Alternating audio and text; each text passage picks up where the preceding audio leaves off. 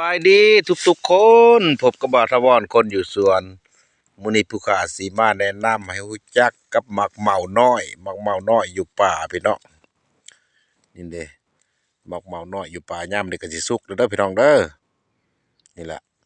สรรพคุณประโยชน์ของเพิ่นกับพี่น้องเอ้ยที่หลายอย่างเด้อพี่น้องเด้อสิเอาหมากสุกหรือมากินก็ได้มาเฮ็ดน้ำหมักเหมาก็ได้เฮ็ดน้ำหมักน้ำอันนั้นไว้ก็ได้ เฮ็ดน้ำหมักเหมาก็ได้เด้อพี่น้องเด้อเอามากินบำรุงหัวใจป้องกันมะเร็งเฮ็ดให้เฮาชะลอความแก่ผิวพรรณเฮาดีเด้อพี่น้องเด้อเอาหมากมากินนี่เด้อกินรดอยู่ป่าอยู่ดงเด้อพี่น้องเด้อบ้านเฮาบ่อึดบ่อยากหมากไม้ตามป่าตามดงตามธรรมชาติเอาเปลือกของเพิ่นเด้อพี่น้องเด้อสรรพคุณประโยชน์ของเปลือกของแก่นเออระบายในท้องในไส้เฮาได้ดีเด้อพี่น้องเด้อขับไล่ไขมันในเส้นเลือดเด้อพี่น้องเด้อตัวนี้ฮะผู้ใดที่เป็นพยาธิลงขาวเป็นแบคทีเรียเป็นลงขาวหรือน้องในว่าซั่นซะเอาเปลือกนั่นแหละมาต้มใส่กับเขือตะปากับหญ้าคอยงูเด้อพี่น้องเด้อมาต้มกินเอาเปลือกเอาแก่นเด้อพี่น้องเด้อหมักเมาน้อยสิเฮ็ดให้เฮาดี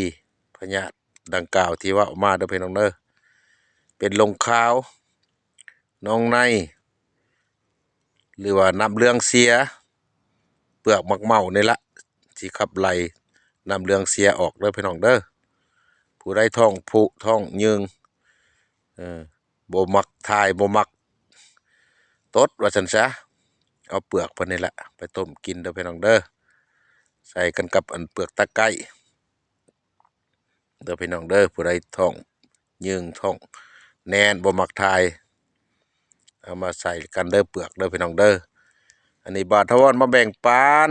เอาบุญเอาคุณเป็นวิทยาทานนำกันเด้อพี่น้องเด้อมักเมาน้อยมักเมาปลาบ้านเฮาบ่อึดบ่อยากเด้อพี่น้องเด้อหามากินเด้อพี่น้องเด้ออันนี้มาแบ่งปันมาแนะนำเอาบุญเอาคุณนำกันให้ฮู้จักนำกินนำใส่เด้อพี่น้องเด้อผู้ใดบ่อยากเฒ่า นั่นเฒ่านั่นแก่ก็เอามากิน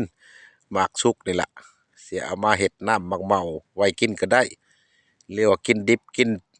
สดๆก็ได้เด้อพี่น้องเด้อเอากินแล้วก็อยู่ดีมีแห้งอย่าเจ็บอย่าจนร่ำรวยกันอยู่สาธุเด้อพี่น้องเด้อ